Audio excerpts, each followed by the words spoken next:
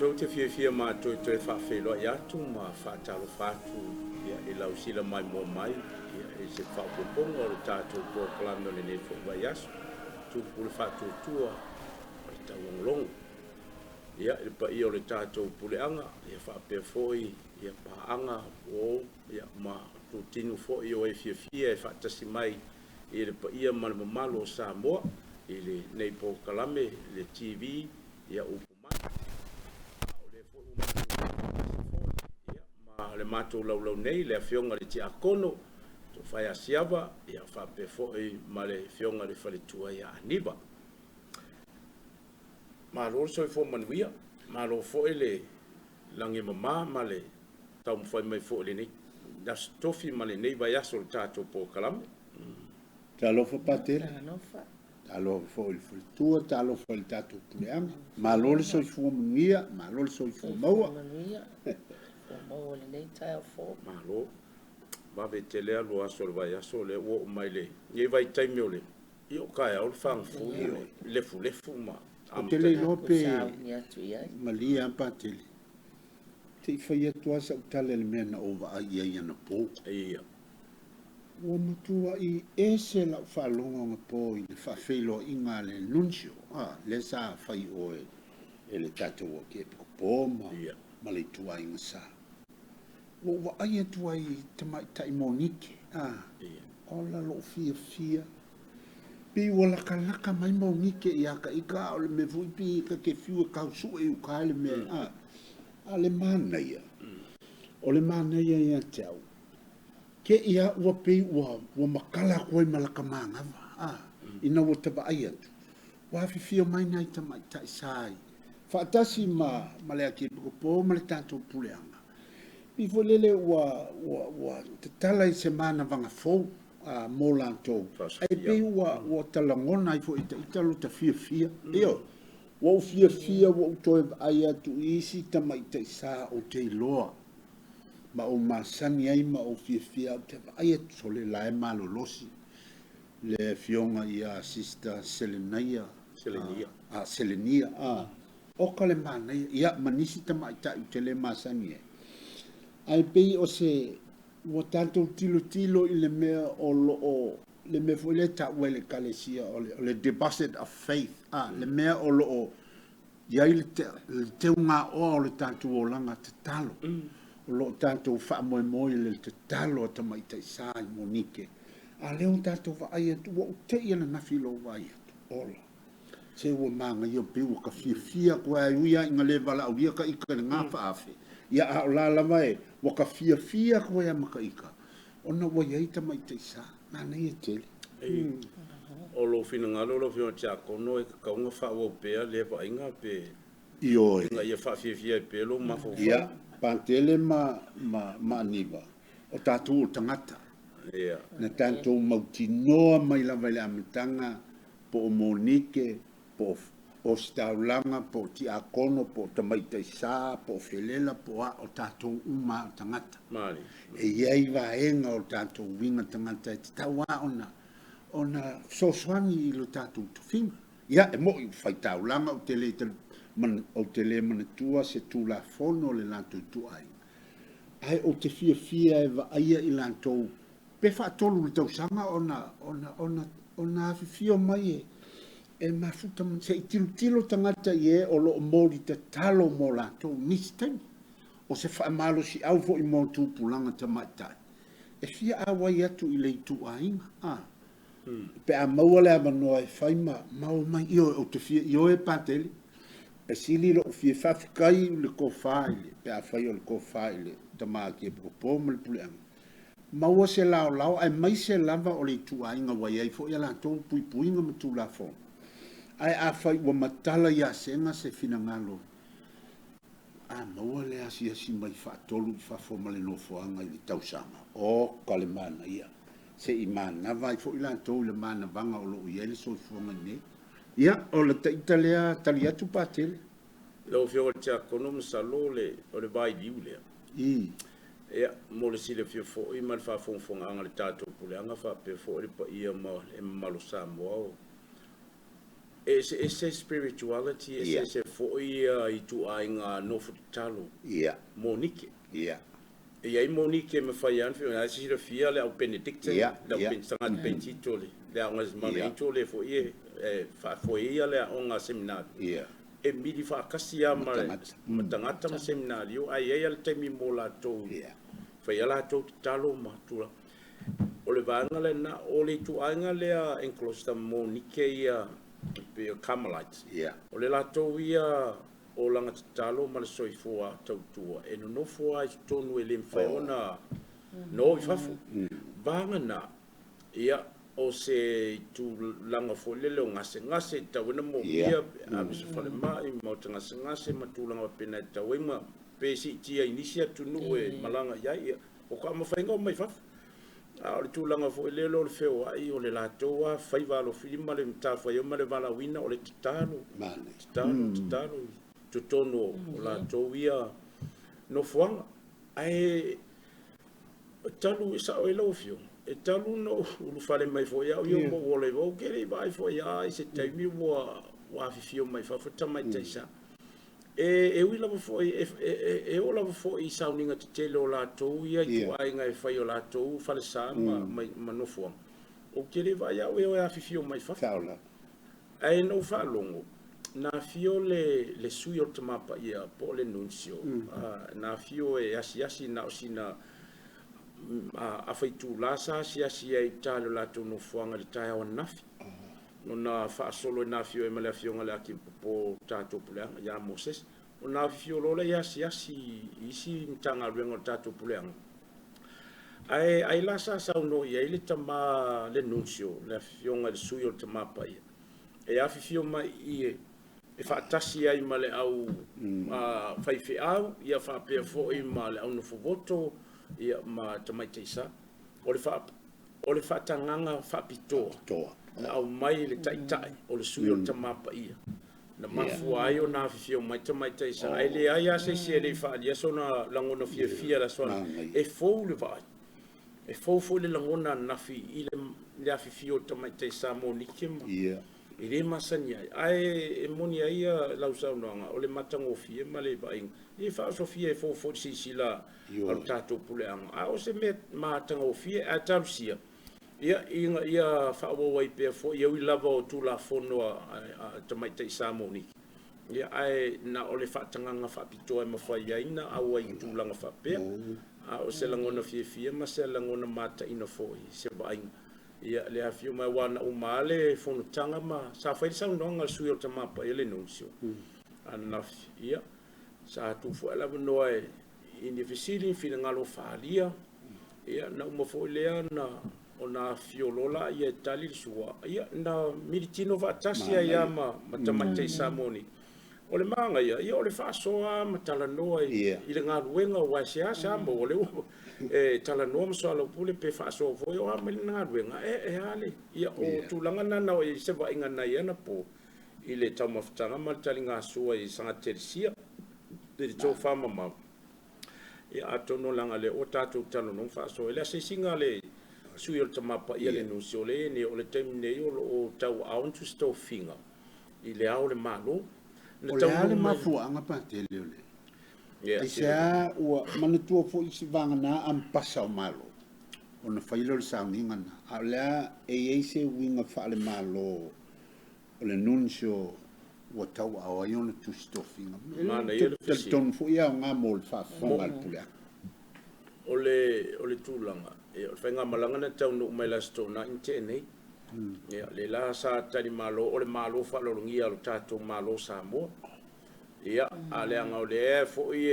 e tau tolua la vale se ngua e iai fo I malana ia se singa wha apostolo I le tātou puleanga o vaenga la ia sa fio mai ai le nuncio po le sui o le tamapa ia mua le sa fai misa sa o sia tau longa pe o le misa I malu o tātou puleanga wha ake poi mulvai Maria Immaculata ia le sa fanga ia le talfatai ne le puleanga le mtanga venga pia na tasi tato lato sauninga ina ia mola no e fai misa ai mataita ia le tama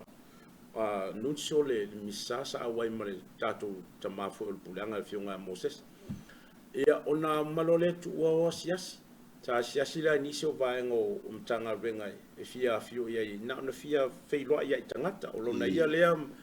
o lona ia lea mafo fa molongo langona e fia feilo ai matala noa ma fa so matangata po e fia vai tiro po a mai pule anga malea ono le va ngo la nga venga fa apostol ia le la e le so sa ona nafi fo inde to fa solo isi tu o motu le si tu o tatu pule anga le tu si o le uli lole ia le sa fa ile felo inga nafia al tama nuncio po le sui o tama pa ia fata si ma fai fe au ma ta posa Kalu sia pa kele ngau o akulanga si singa ile lale leo o pasi o ale pat e pasi ako la fa lo malo que tenga la sala fengalo ele fina ngaloria le sui o tama pa ia fa la vela la ka penga lo fengalo tu le mole wa uli ia le ala na ai o le metawa o le aso le nei ia o fio e tawa aun tu sto finga ia ile haole malo le la wo mai la fam talanga i la oficina ai se ai le va nga ta o le memo o le Vaticano o se tasi le o se malo pito la ti ale le la langi ato o le tamapa ia o le faulunga he's the head of state o le Vaticano le ala na so se atunum so se malo tawolo e ia la ko ampasa e au inatu a wa fo ile feutunga inga male va malo ia tunu fa fa pena fo tato a wina se tato ampasa i New Zealand ia e fio i Wellington ia tau au fo justo finga i ol fa lungo New Zealand la to fenga malo le la ia ile ampasa le o le Vaticano e fa ingo o le nuncio o le sui o tamapa ia e fio la i Wellington e a fia New Zealand ile bainga atole ilanga ia tausinga malwainga o New Zealand ia mal Pasifika ile faitu langi le nei la bea isa mo tonga fitima mai sia tu motu i Guam Norfolk Island ma ia o vanga o mana o le la na fio mai o le fo alo ia lo na fio mai malanga fa le malo e fio mai e tau aon tu stofing ile vale o le malo sa mo le malo le Vatican o io le ampasa o io le sui o le tamapa ia o le taita io le faulungo le namalo e le ngata o le kalesia o le vafenga o tatou puli anga nei tatou te fenga o le fenga i fo ile o le malo o le Vaticano ia ma le malo sa mo e pe o na ia le ampasa le faitu langi nei o le Vaticano le ala mafua ile sauninga o lo fa tau te le nei te ia ono o fainga ia fa pa anga o faulungo malo e tau auto stofinga e tau aloa malo ia mamana ia ini vanga fo ia diplomatic mani tulang fa pena ia pe ole mena ale na fa tino le vanga patele yesi so tanga male tasi tesi fa biliona o tangata katoliko ile malo le o le Vaticano e pe ia no talano faso ia e pe o ina la vale no fole o le sui o pete le ulua te mapa i taita ia e pe o ina fo ia fio le te mapa ia o le taita i mal fa o le kalesia o la lang e fainga malo o le kalesia ai fo nei tu fa pa anga pe a fio fo la malo ia e fa pena fo ina fio asiasi ma fai tulang fa pena pe ona fai po ina fio mai le sui o te mapa i a o le faita wa fa ia o tangata loto le kalesia ma le Cristiano la Catholic ia e pe e fa nganga le i tulanga me tau sauninga loto ma le kalesia katoliko a o le le fa inga ile va fa alo i fa pa anga o pa o malo ma fa alo ngie fo yo taita i ma fa lulu ia ona ese fo ile tulanga fa taita yo o malo ia man ko fo fa Britannia o le state and church e se ala tulanga fa vale alo io tulanga o fainga malo ia ma fa le kalesia ia pela o le aule malo i le Vaticano le tamapa ia ai ko e fa au fo le kalesia ia le kasi ke si fa pe o pidionga le fa tawa fa le kalesia katoliko e se mai la malvanga le fa le malo fa e per tulanga le animo e se ringa no fifa le sa o kia kongo o fa o sofia mo fia ni ta mana ya matango fia foile tato amata mele ele tu ainga le monike ia wa o kele I tele I tanga ia o kele kilo TV le mele anafi ia ai o le ta ua ia la falo no fo sa no anga ti akono wa e pe wo ka ku vai fo ia nai nei fo tamai ta ia fio mai o pepo o pe wa fio mai pe o ia ngelu ka o le wo mai lalo pe o le wo mai sai tono le na to wa no fo anga fa le tu la fo no fo I meo tu la fo ni tau si la to le mo le o le no fo tau po e le fai o no mai fa fo le fai na tatala mai fo I le fa fo wa fo se la to ai o se ava no le le o fai o na tatala mai nei taimi ia ma nei aso ia le ngata fo le si kilo kasi fo I pa si manga ba kasi le e fo le la lo langi o le ta to te feo ia I nei po le fo se la to tanga I se la to ba ai ia e toi fo la to no toi malo si toi fa popo te talo sia me wa fio mai fa fo o la fo I fia ngai ma le la lo langi lo ia I nei ia le ngata fo le fo mata ngo fia pe fa pe o le na fe lo ai ma sui no tama pa ia se tasina wa inga le ia ma se mata ngo fia o le tu ia wa au mai e fo le mamaru le a fio mai fa a fio mai ma le sui no tama pa ia ia uma wai fo se felo inga ma se fa tata noanga e fa tu ma wina ai le o langa fa tu o le karesia katoliko ia mai se fo sila mio mai le lalo lang le asia singa mai le sui tama pa ia ata se fo ma monike ia pe o se mea mata inga fo le na ia ta tol pule anga ina o ta tu tang ai fo ma tilo ia va nga nafi ina o fa ta no pe fo sa no lo fi pa tele ia na ia no ia le au maua ia ia fa pe o le a se fina ngalo ia e mana ia foi sa o fina ngalo ti a kono pe ta si fa lu a fio mai nei mongi te fa fo I se si fo ia e kau ke fai me fa longo ni sa no anga ta to e pi po o ia nei ia mal fa ia e ina vanga tawo fo le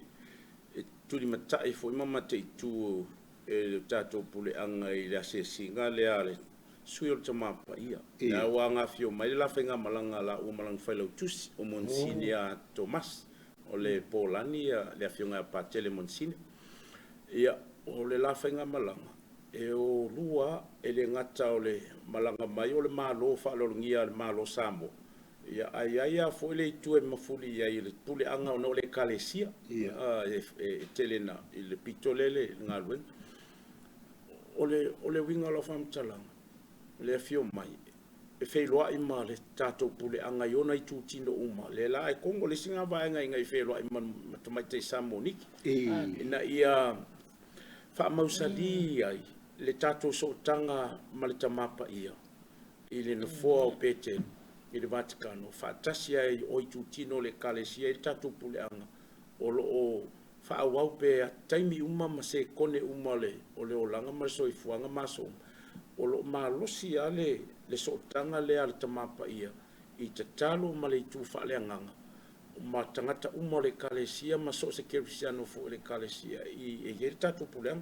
a kongo le sivanga ta walen tu mata ina I fa mausali ai le tatu pitanga ia ma mori mai fo I se fe au fa malusi au le tamapa ia ala I lona sui le nei ia se sing a le mana ia le na ia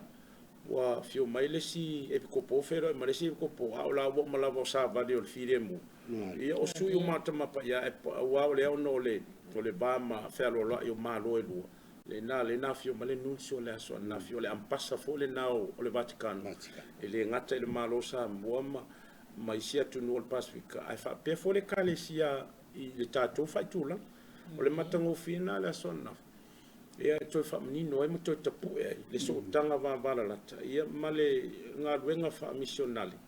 ile ka ko ia soifua tautua male kale se katoliko pe e o le aka ko ke fa so mata to tala no so ai pokala me ile tawo le so tanga le o le ele ngata o le tu fa altino ai fa pe fo le tu fa le nganga I mene o sa ni ngalotu me o lo foi nge o la foi fai o le Vaticano e ele ka ki ngol fa tu ma ka ko pitanga e so tino so toto ia tu lo fa fonga e pe ona ele tato fo i ngana fa sambo a ole fo ngale fo e tato te alua fo ile tu fa le nganga e malusi alu ka ko pitanga ma le tato fa lo longi o tai le kalesia e a fo mai la ona suia va ia lo pa fifio mai asiasi ma fa wa pe le tato ngalu nga fa aposto ia pe o se so kule ko te tau fa talo fo le tawo le va nga na le na mafua na fio mai te samoni ia awai ma ia morima ile fa malusi a wina o le kalesia yo no ituti matatu awai lea va nga tawa o le aso na filo inga ia male suyo te mapa ia po le nunsi o le fionga ile suyo te mapa ia po le nunsi o lo na suafa o kabo a pinta ma o lo na soifuanga malon tupuanga fo tu lo e fio mai o ile tu no Hungary e Europa o le vai ku fa fongo le tu le e kau ku tonua le toa o sa masifo Europa Eastern and Western o Europa ia ai o le fia o le e kopo e ngai sa mo ilana malanga e fia fe lo ai matala no ka kele lo pe vai ku lo fa alon so fu alu le aso o fe ai ma fio ai I fenga malanga ma me asiasi le ai o na fio na po o ko le fa le kala ngo le o tamapa ia le fia o la na ila sa no nga malana mo mai o le fia I ngai sa mo ele la ngona o le fa Britania le vibrant ile tauto male ola fo e o sa ninga lotu pese salamu aso mo vai aso e mori mawanga ia wa le o afio mai ngi awai e pe ola ngai la mori maule ile la so na fe fa so ile telefo ya me o tangata tu lo o le kale si man pule anga e se le fia e tala noa e fa so ma tu o no fo ia nyola tu finga e so se mea e tali le ia ia ma tali fa aftai lona ia nganga fa aftai ma le nganga fia ina ua fio mai nei le tatou pule anga ma le tunu fo pe yo le ta wale na pe ona sa no patele o si kamai kai mea le malanga mai le sui tamapa ia ai le tatou va ai se tele o se tau o se le sona fo o sau mai ia va ai lona ma fau ma whaafitai I tangata I pule anga. Ia ua o tātua tunu skama ia tunu ai le ilo al whaafanu. A leo ka ko kilo le fio mai o le tabapa ia. O mai mamoni ke pe o se a kilo la ia le pule anga masa mo atoa I whelo inga mal whaatsinga nia. O pe o lawa au mai e pe o whai o malosi. Malosi se wha o sofianga I tangata o le katoliko. Ina e whaatua mawina whaatua tua ona ua fio maile sui o tamapa ia na sia singa ma ana saunoanga ma tango fie e whaianga ili no ole atua. Pivo lau koe ka tonu mai ele tele o le anganga o ka ngaka katoliko ai mai se o le whako awa ai fo isi tangata isi generation fo le wa ia nge ne vai tau I le fio mai o le sui o tamapa ia. Ia e whai fo ila ne asia singa e fai malu I o whātua le karesia ia ola a nganga o tangata Samoa. Ma ia lai fo wana mala mai. E la iki asipule anga a o whatu tangata Samoa. E tāpua inga ma le ola I le karesia katolik. E lema fai ona motusia e malosi. E la la fo o sau ia vaai la o whaanongo e te le karesia Samoa. A la o sau mori mawina ma tilo e leka ma ikaimi. I te tono al pule anga. Man misane sa fai muri vai. Ia nganga le tu muna o tangata. La ua fo ia maritala fia. Ia le anga le atunu e le o fai on ta asina isi e karesia. Me ona isi e karesia nei. E alu al katoliko e whatutanga. Le si me e taua o le tasia o le pule. Pule mai o le karesia katoliko I le lalolangi sa moa ma le lalolangi atua. Nga o le Vatikanoa e sau el pule nga o le karesia katoliko. Na fula sa ia mana ia o la tilo pa tele ma aniva ana na fiolo fia o le fauso fia la wa tilo o tilo I sakala meta o vai atu e piko po o vai atu I le nuncio o vai atu I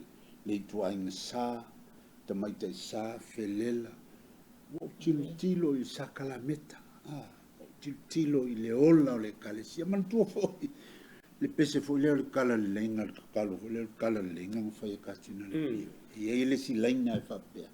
o le ola o le fatala le lenga o sakalameta o le ola le ia a fai ua silsila ia i mafia le man tua foi o tunu ia fa pe la ko o ninga le lo o mai ai le amakanga pe o le winga foi le o la to fa pe ale o la ko ai nga o la ko le kale sia o ale lo ke o mai nge le vanga si vai ka ko e o le winga sala la o le kale sia le tino nei fa tai te talo foi ia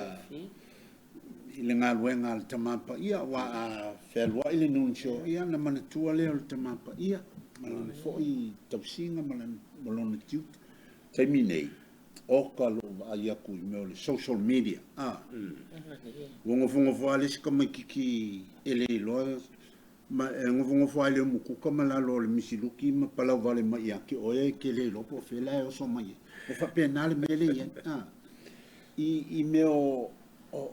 e ai foi tu e fai tete ai le social media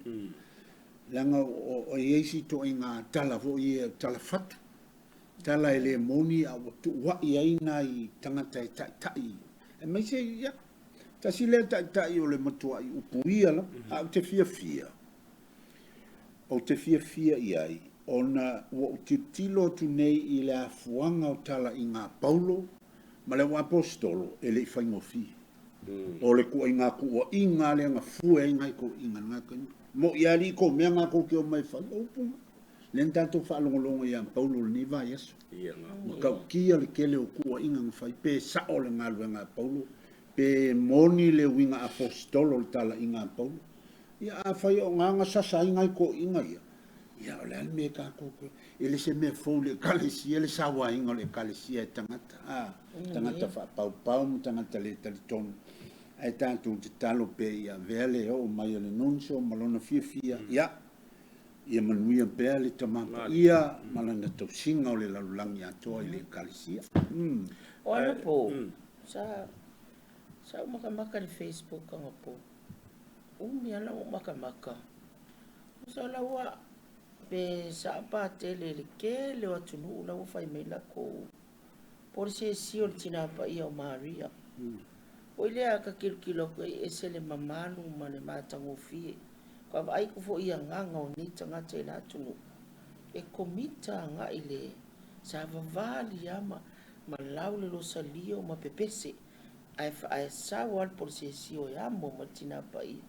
ia o la ki e so se atunu wa ye ke ko fa long o ko be se nga is ka ka pe o sa o ia pe ai o nga ese nga na a le fa tu sa ia ele ma fainga e amo mai am sa vali ma pepese ma pa tango fie fo le vainga ka ki lo ko fa pe po le me e o le wa o le me pe le ma ka ngo fie o le wa mai lunga ka nga ka de ka ko ia le fa tu sa tina pa ia o Maria se fai fo le maka o malu ia ko iska ka langa pe fo sa ngwa sia e ia ngai mia e fa le ton vo le stai mi lunga le mi de mai e istangata tu langa tina pa ia masalo no le la tatu se e atu i le vaenga lea ai e tala whiunga lava ma fitau i le o no lo ka ko karongo nge vaenga i o le o fitau i ma le whangfulu o le whiau lea tamapa i o le ua mori mai le lalolangi mai le vaeason te nei le weekend e la ua au nge o vaenga tā ua i o le whangfulu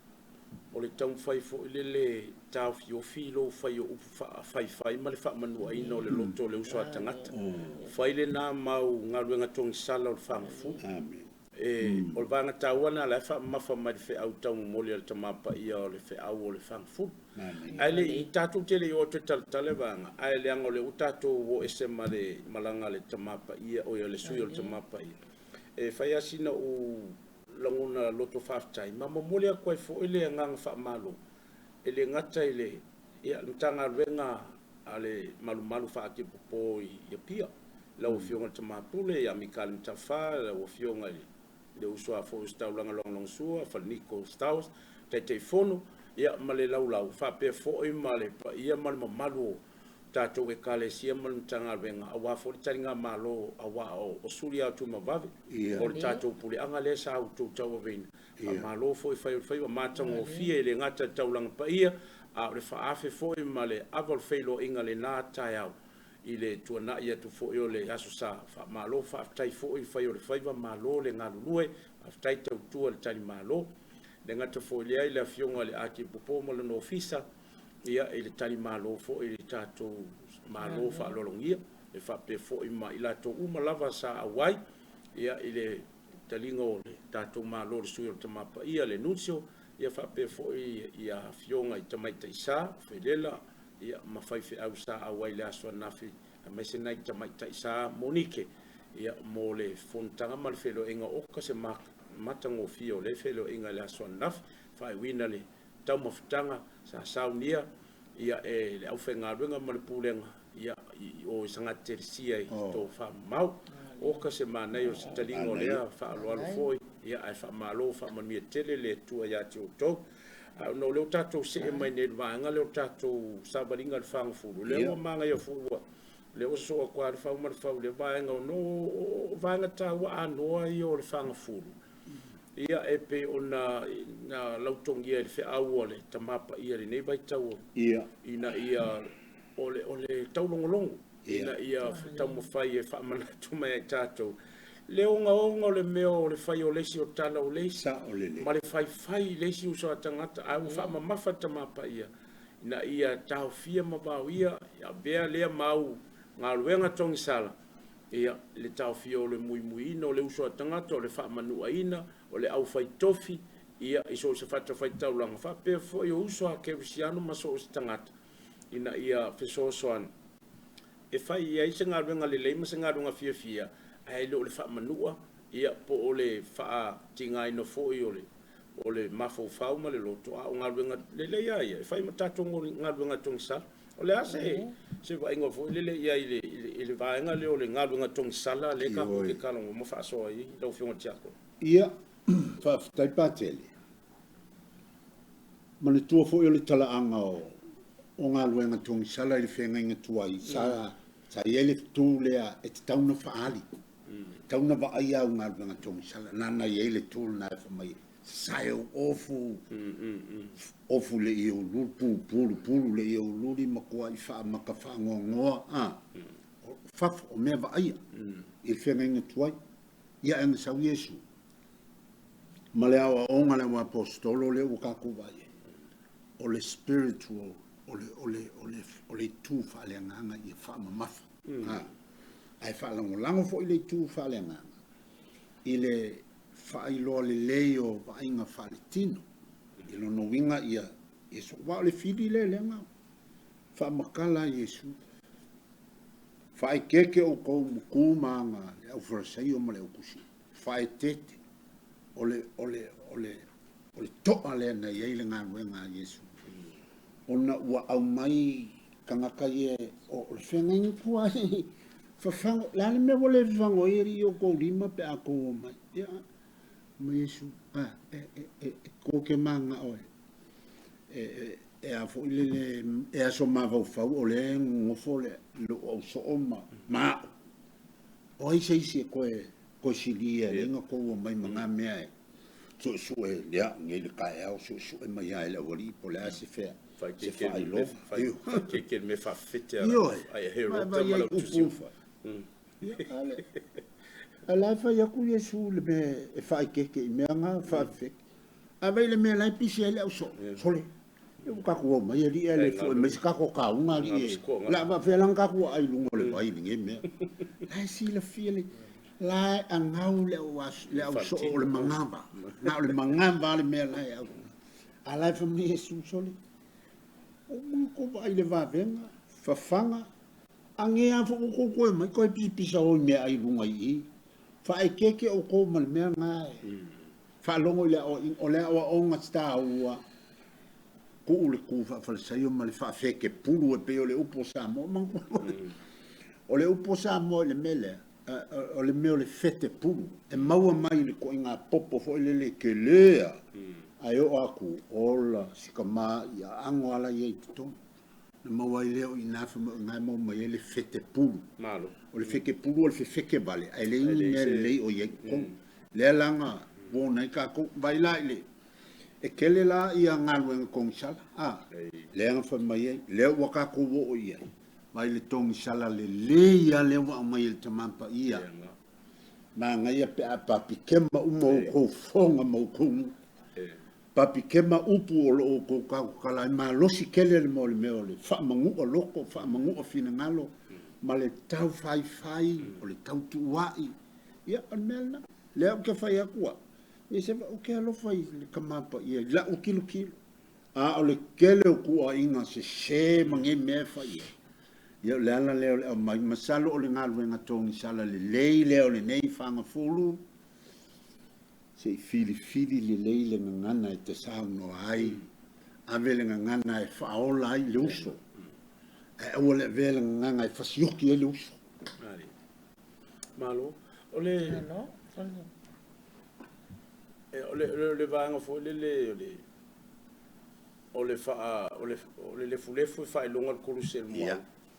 ai se ai fa longa le kurusel mo ulu le fulefu ai le o fata se si va en origin e se ba ki ka mai ka wa ku no le tuma le anga le a Michel Feng toi sa wa ile a fa wa Feng fo ile pe o se fa i longa le o le fu e ku le mo lo wo ka sala mo pe a le fo e mai ta wina le tele o no fo inga tu po fo Feng toi ma le ba nga le sala mo ai fa le fu le u ma le tua e fa le fu le ulu o le fai longa o le salamo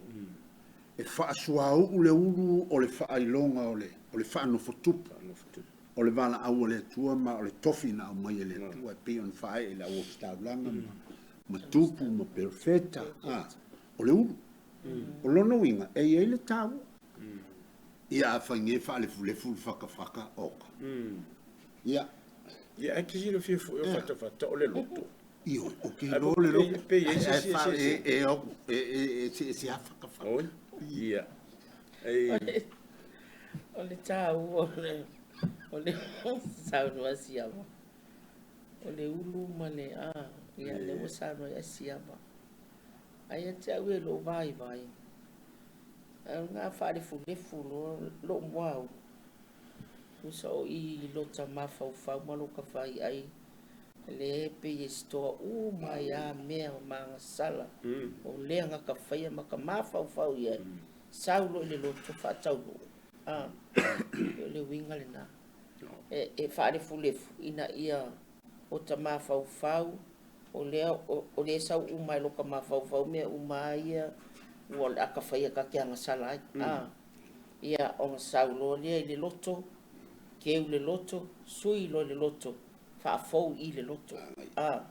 io la unga malo awa makauria le fai mai le kusio ya kopong le na fai to ya kopong ta mo sulu so wal fai e tele tausia le tula fono e ala lo to ina na o le ang sala le ai ama tu le ang sala o le oti le ma ngai fai ko nga le la kasi le a o nga mo ka ko le mai tai ta pina nga le sa o ngi mo ta ya le fa o so ina le nga le fa o so ina ia tu sinang fai ko le na ma ngai o por fai tau mo tu se ya ko nga le na ole tau le ina ia foi se manga fo ina ia sila fia fo ile winga ma le tau o le lefu pe nga saungo ia pe o le ao le tangata o le fasino manga le o le olo le tangata fo le nena te tau apealo na tino ia ma mea uma o lo fa ngai o ia le tino ma mafufongo me uma le ai a fa pale fo le tangata ia o lo na o e pe o le fa ilonga le o le loto maulalo ma le loto salamo wa fa wa o ka ko fa maulalo tatu tangata pe a fa le fulefu ma tulanga mo fa pena ia e pe tulanga le ni fa le fulefu ale tau o le asa si vanga tau e fa ia fa ilo ai ma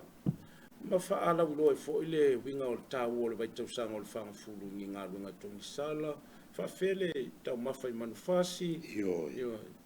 O la o whalongo na iai o le mea lava pe o se tū o le kalesia mai ana mua tasi asi vaenga sa whao ngai le kalesia e whama mafa. O le sui le manufasi i le ia o nei pe i e maua ngofie le manufasi. Ai pe o le ia e whaisi maua ngata ia ona e angapongi le ta ofilo nau i le manufasi. Ai whao ngale ia le ia atonu ole a o lo le na whaalongolongo i le kalesia na au mai. Ua whaata ua la mai ate au. E te tauna whai sa u filifilinga sa o loto. Po le a se tongi sala o te loa e au ngā moa mai mea u te vai ai wale. E le a ia masesi ke ngake le si la fia o ngā vai ngalai. Fola i luma kamanga o kale mafia fia i le si au li. O mea te o le ako vai la iai o le makua. E kangole feeling i ngai mea ke loa e au ngā. E fai se swinga. Ave iai le fai taranga. Ia. E kala sua i isi vai nga. A o le vai nga kele lea o le iengi. O le ava malosi. Ia. A fai e sa fai ko mau e le misi. Ma e kango e fai kau le se lengi o le tupe o le mea lofa le tua e faa le lei ai lo so i fua. Ai vai e kunga ua whaalele le le whanga ua e pe ua kele o ngā unga whaalele i oe. Ai ke alale o ngā ngā umale o le aunga. O le ala le winga mo. E te tauna iai se ona o fili lea. Ia, tu i titia. Ia pe makua ku ua. Makua tu ua. E whaalo alo pea le e kalesia i le saolo tonga o le tangata. I le mawhai o na whatonua malosi e le kalesia. O le mea le amale. O mea uma whaia le li tusa ma le talitorunga le kalesia e iei uma mata o mea uma e ta ialai tātou. O malo whasoa mo le tongi sala fo i le da sao mea kuia. Ia wa au ia o lau kongi sala. Kakau mangingo kua lau kongi sala.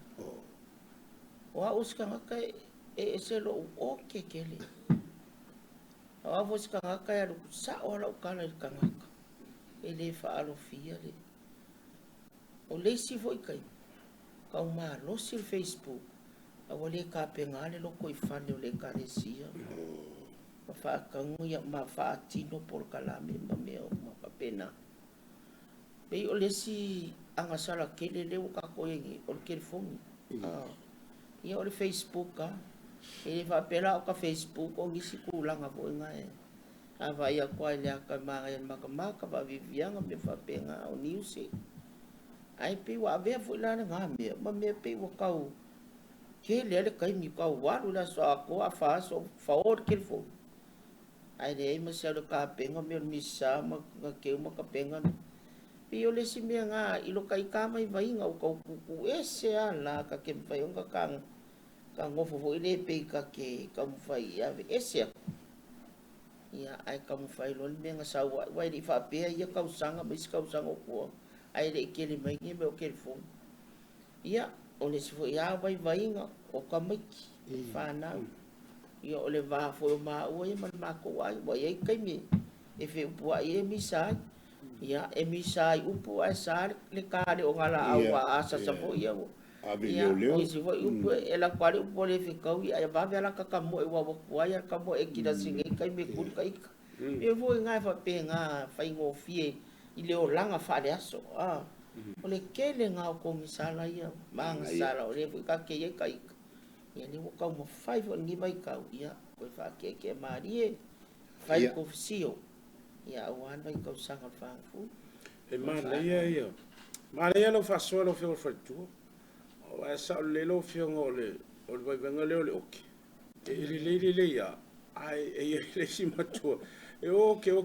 sorry. A ke o koe whalo. O me saula ia. Te whale. Inga le matu pere whakau. Mas kas kurimi misa o koe whale. O koe ngā oke ngā o le mo mia pere. Mali. o le tong pa ke o le fati e momori ai e laina manu o le stanga a le o te ai o le fatonunga mo le lei a ia momori se awala e talia ngofi langa ese taimi matupulanga ma ese foi le upunga nga wa ia kako ese foi le kako ki kilo le whanau taimi nei momori i le fati po le tong e talia ngofia. Ai le o le ke sawa ke ngam feku mai am salo ai o mele ka o mai amiwa. Ia pe e manu ai le loto le stanga. A o le o te ia le o se mea le le mea le le. E ia le si va ta o le sa o la fiong o fa tu o telefon. E moni ma fa mau. Pe tu le fa te tenga. O wa o ke le o fa fe au ye tailo ye. O le app e download e iai le office e whaanga te talo e le tae au ma le fiafi. O te le alan whaanga al telefoni le app ngai whaita. E iai la le siaso sa au whaikofisi o ai. I se tasi o puleang. O la e whaila ko sa ulo se tasi ali e whailang kofisi o. Ai la kilo mai o la e whaikaula u. A lau te tau tam whai e su e mai le app. Ia le talo le absolusio ia mala fo ia ka ki kilo fai ka ma o mo fa longo atu ai nan kofsio ai wole fia kele ai fa pe o le fa longo atu yang nga o nga bala au le popo pe mai o le o ke fai ka o le fai ka lo telefon ai lo fa longo lang kofsio mo fai kel fo ngere ka fa ngang kel fo ia fai ti o lo le popo bala o male o le popo matal no le telefon ia ka lo fa mamna mai va mali o le sa fa la talo taia e fa ka dengi se mai fa confession le wa ye le confession box foi e le fa pe nga sa o fa ta wa mo mo fa ta le telefon a le si me le sa fa ta mai le ta la solution mai le app le tu no telefon o le mo mo se fa nga no telefon e le fo ya le anga e le pe fa nga ni ba nga fo yo la ta lo ya wa te le na fa nga fa sa telefoni e fa ye ta lo lunga le app o fsio ma ta lo le kalesia wa mo mai ya e le se me a fa nai ya ai oni so ba nga ya lo ke a wo kunga e wo fa ta la lunga o telefoni le Facebook ala fa sa ninga po ta stolu po le la lo sa dio po le misasa ia ai tasile vanga fa tite fo I wa o mai fo ia le winga vo le la matia le soi fo fa le nganga ia mai mau ai le tau fainga le o le taulanga fa tai ma le loto tangata tapua ma ve le tua si temi tala fe unga o la fa yen sa ninga loto ia o teleana na o ma telefoni ia o si kai me e fa ia kwale lo o ke mo mau o misisa fai a kwal mi se sa ya sa ala ka kangi mai telefon ai ai le ma fai anga ku telefon i ta vale por fale pe fale o le titi fo ya e fale vela be ya ai la ta to te lo ma ele te me le ma se ta lo fe e inappropriate ya ne va nga o mo le tengo ta langa le ta un to fale la ve se si le fi o fo yesu calvario ko lu se le ka ko ke ya tengo ta langa pa ye lungo le altan ya o va nga ta woni ya na fa mana le fo e mo wai fo manato wa for sa vali ngole o le nei vai tau o le fang fulu ma le au nga fo mo le soi fua o le anganga e tau fatu ai ma tau mo wai se me ma nei ma se me mali a wale anga ia tule ile mali uma le toi tu ole ia pe vai termine ole ia ole lefu o le fang fulu le lefu ile to te lo ila to e mana mia a wala te lo ia fo ia taimima ma tau sanga e ia la tole to lo fo ia il fa pui katoliko e makua I le loto ia makua I ngau le fulef e masani la na bala mai le ofisa al ofisa le ia pe bala mai ainga fa mo le o la fia mo e pai mala fa pui le ia e ato fa le taimi o te watu po le taimi le fa fe ia no lo tu ele fa lo le fulef na fa ta fia por fa pui e fa tanga o no vai ngas o le mana ia fo o la e po wa o ka ko vai e le ma foi na tu o tato nau tato ile so tanga male tua e ai te mita o ia ele ngata foi na ma tanga sengas tarusia ia o male fa so le lefu I nai tua tamama tina no fale ia o whanau fo i o le mawhainau nia ong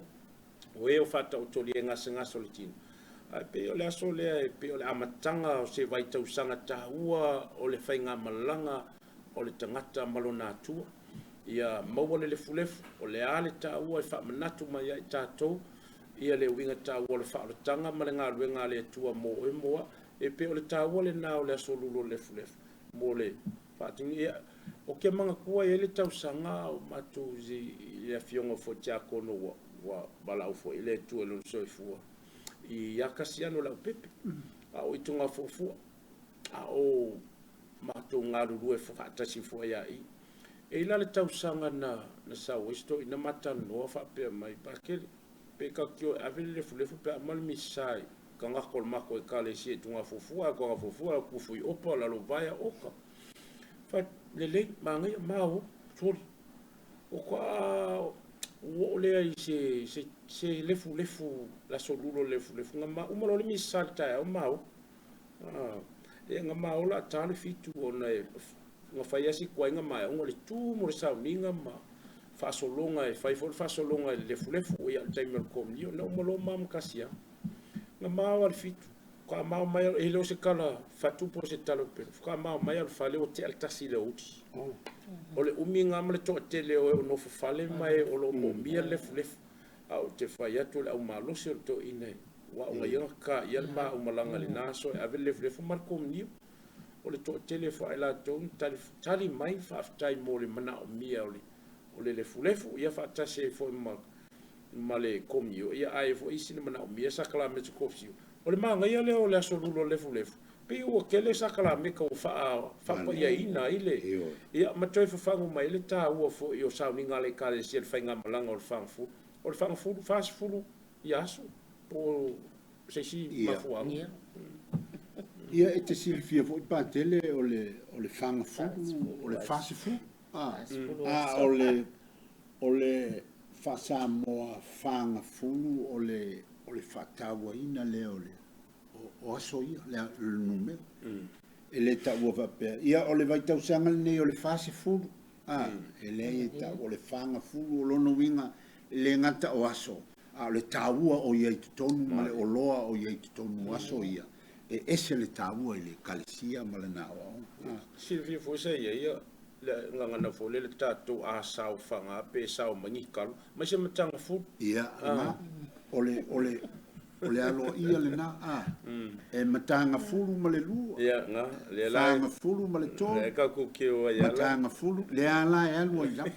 o se la fong e isi e kalisia e la tu to fita ua o le fitu ma fulu fitu ma fulu ia e tau wa le winga na o le ia wa lo fo le no me la fitu se fulu o tangata fitu se fulu na fili na to te ilo le fionga le tua ma i fenga i tua ia o se foi no mela ma o se ngana taua tele taua o le fanga fulu foi la elenga o le sala mo foi le ka nga fa ngalo se mea ai o le oloa o i tonu o le vai tau sanga sili ona ta na e ta o le fanga fulu ma ngai ke ia o foi ninga e pe a foi kau fa kuskusama tau ta i le fast food tau sanga le malanga ai sala